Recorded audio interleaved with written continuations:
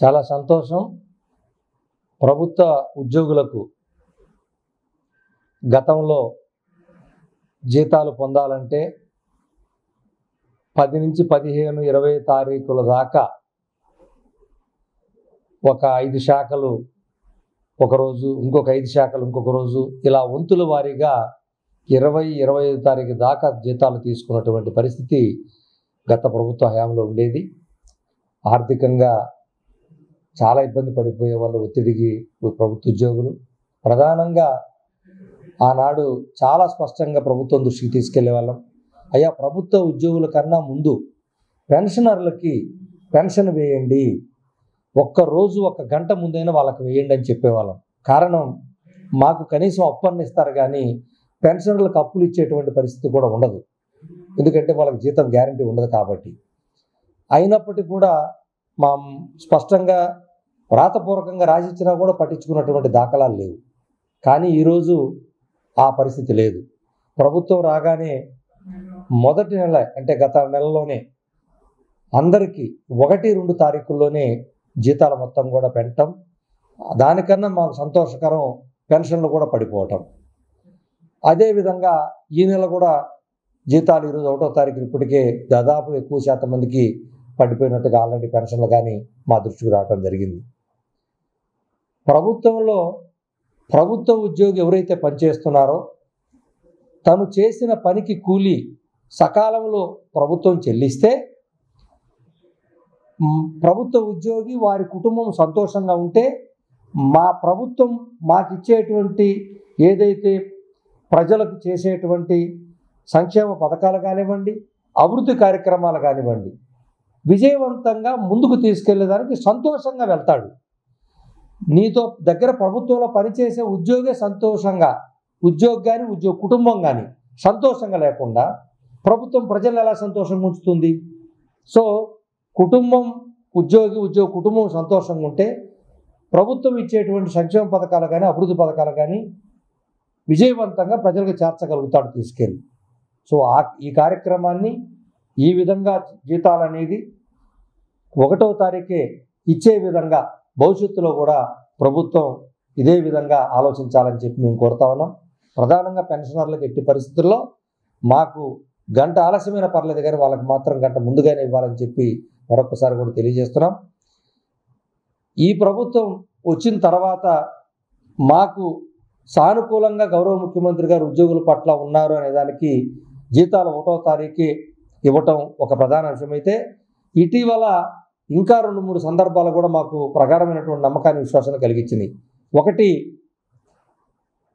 ఏదైతే సెక్రటరియట్, అదేవిధంగా HOD employees అంటే హెడ్ ఆఫ్ డిపార్ట్మెంట్లు, వాళ్ళకి 5 డే వీక్, అంటే వారానికి 5 రోజులు పని దినాలు ఏదైతే ఉందో రాజధానిలో పనిచేసేటువంటి వాళ్ళకి, ఆ ఉత్తర్వుల్ని మేము కోరకుండానే వెంటనే దాన్ని మళ్ళా సంవత్సరం పాటు మళ్ళా కాలపరిమితి పెంచుతూ ఆ ఉత్తర్వులు ఇవ్వటం కానివ్వండి, లేదా హెచ్ఆర్ఏ ఏదైతే కేవలం హెచ్ఓడి అదేవిధంగా సెక్రటరియట్ ఎంప్లాయీస్కి 24% హెచ్ఆర్ఏ ఉందో దాన్ని కూడా మరొక సంవత్సరం పాటు పెంచుతూ అవి కూడా ఉత్తర్వులు జరిగింది.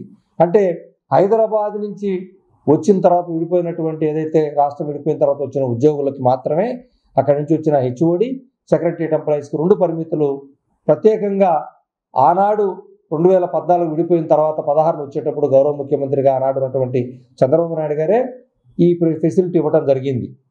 ఆయనే తిరిగి మరలా ఇప్పుడు కూడా ఆ 2 ఏదైతే 24% వాళ్ళకి హెచ్ఆర్ఏ కానివ్వండి, 5 డే వీక్ని కానీ మరలా ఆ యొక్క ఫెసిలిటీస్ని మళ్ళా కంటిన్యూ చేసి ఇవ్వటం అనేది చాలా సంతోషం కలిగించింది. అదే కాదు, జీపీఎస్ ఏదైతే విధానాన్ని గత ప్రభుత్వం తీసుకొస్తే ఉద్యోగులం మేము అనేక అభ్యంతరాలు చెప్పినప్పటికీ కూడా ఆ జీపీఎస్ విధానాన్ని తీసుకొచ్చారు. పాత పింఛన్ విధానం తెస్తానని చెప్పి జీపీఎస్ విధానం తీసుకురావడం ఉద్యోగులందరూ ఆందోళన కలిగించింది.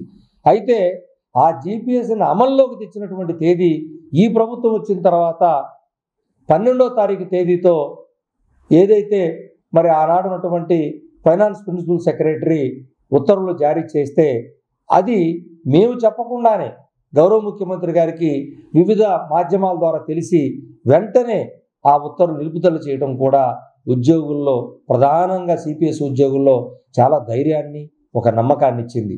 తప్పకుండా మరి సిపిఎస్ విధానం మీద కూడా ఒక పాజిటివ్, అంటే సానుకూలమైనటువంటి దృక్పథంతో నిర్ణయం తీసుకుంటారని ఒక నమ్మకం ఉద్యోగుల్లో వచ్చింది. కాబట్టి ఏదైతే మాకు ఫ్రెండ్లీ ప్రభుత్వం రావాలని కోరుకున్నామో ఆ ప్రభుత్వం ఈరోజు సానుకూలంగా ఉద్యోగుల పట్ల ఒక్కొక్కటిగా మేము కలవకపోయినా ఒక పాజిటివ్లో సానుకూల దృక్పథంతో గౌరవ ముఖ్యమంత్రి గారు ముందుకెళ్తున్నందుకు వారికి ప్రత్యేకంగా ఏపీజేఈ అమరావతి పక్షాన మా యొక్క ధన్యవాదాలు తెలియజేస్తా ఉన్నాం. సార్, ఇప్పుడు మనం చూసినట్టు జగన్మోహన్ రెడ్డి ఉద్యోగుల పట్ల చాలా, ఈ 5 సంవత్సరాల పట్ల చాలా వివక్ష చూపిస్తారు. మీ యొక్క డబ్బులు చాలా వేల కోట్ల రూపాయలు ఆయన దగ్గర తీసేసుకోవడం జరిగింది. మీ డబ్బులే అది తీసుకేసుకోవడం జరిగింది. ఒకటి, మీకు సమాంతరంగా వాలంటీర్ వ్యవస్థ అనేది తీసుకొచ్చారు. ఎందుకంటే ఈ యొక్క ప్రజలకి, ప్రభుత్వానికి వెన్నుముక ఉద్యోగులే. వీళ్ళకి సమాంతరంగా వాళ్ళు తీసుకొచ్చే ప్రయత్నం చేశారు. అంటే ఉద్యోగస్తుల పట్ల అంత ఇది రావడానికి గల కారణం ఏంటారు? లేకపోతే ఆయన వైఖరి అంటే ఏ విధంగా ఉందంటారు? ప్రధానంగా గత ప్రభుత్వంలో ఉద్యోగులు తీవ్రమైనటువంటి ఆందోళనకి, బాధ కలగటానికి కారణం ఏంటంటే, చరిత్రలో లేని విధంగా, ఉద్యోగుల చరిత్రలో లేని దశాబ్దాల నుంచి, నేను 38 సంవత్సరాల సర్వీస్లో ఉన్నాం, ఏ ఒక్క ప్రభుత్వం కూడా గతంలో కూడా, మా పెద్దల కాలంలో కూడా ఇచ్చినటువంటి ఏదైతే ఐఆర్ రూపంలో ఇస్తారు, ప్రభుత్వాలు వచ్చేటప్పుడు, ఎన్నికలకు వెళ్ళేటప్పుడే ఐఆర్ ప్రకటిస్తారు. అలాగే ప్రభుత్వం రాగానే పిఆర్సి ప్రకటిస్తారు.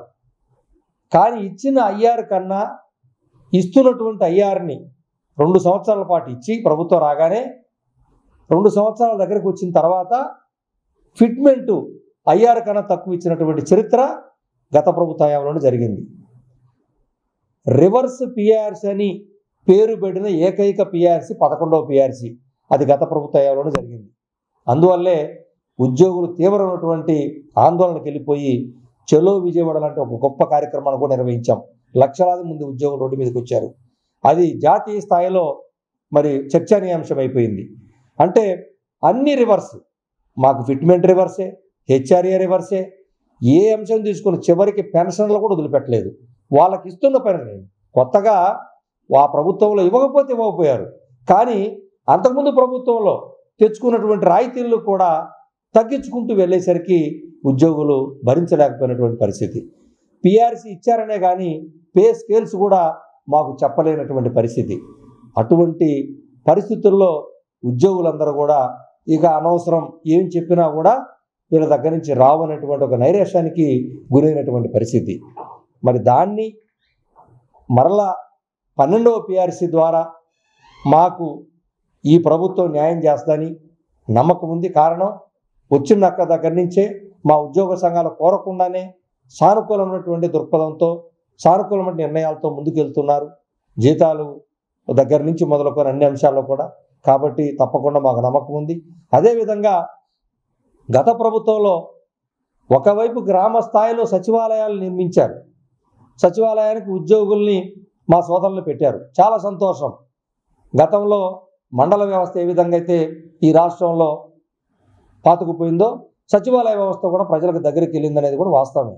అయితే సచివాలయాల ద్వారా ప్రభుత్వ ఉద్యోగులు 14 మంది 15 మంది ఒక గ్రామంలో ఉండగా, మరలా రకరకాలుగా వాళ్ళ రాజకీయ నిర్ణయంతో వాలంటీర్ల వ్యవస్థని ఏదో పెట్టుకున్నారు.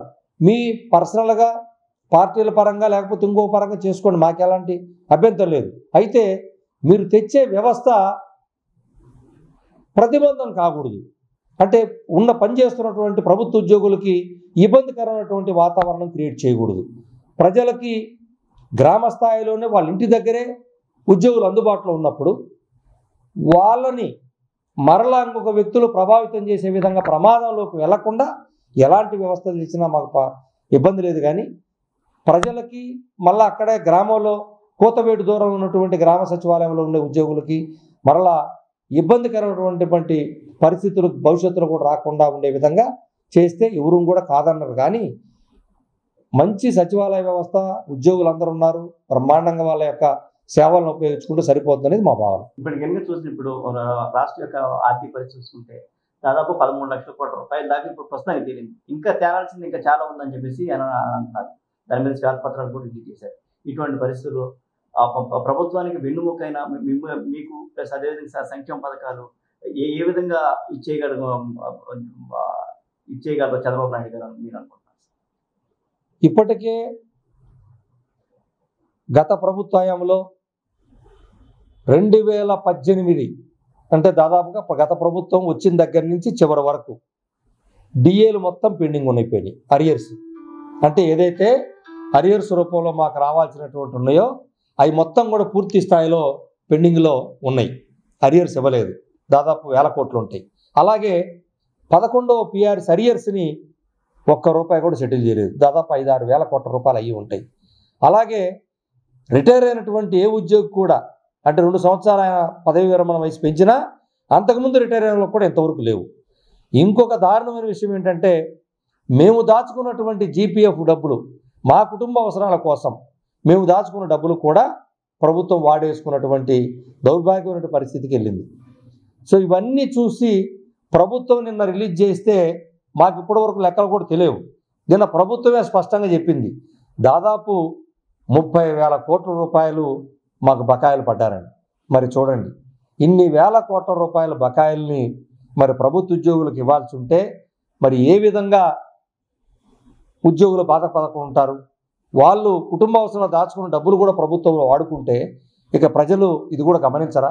కాబట్టి ఇప్పటికైనా ప్రభుత్వం తప్పకుండా ప్రభుత్వ ఉద్యోగులే వైపే మేము చూడమని చెప్పట్లేదు. ఒకవైపు ప్రజలకు కావాల్సినటువంటి సంక్షేమ పథకాలు, అభివృద్ధి కార్యక్రమాలు రెండు కూడా చేయాలి.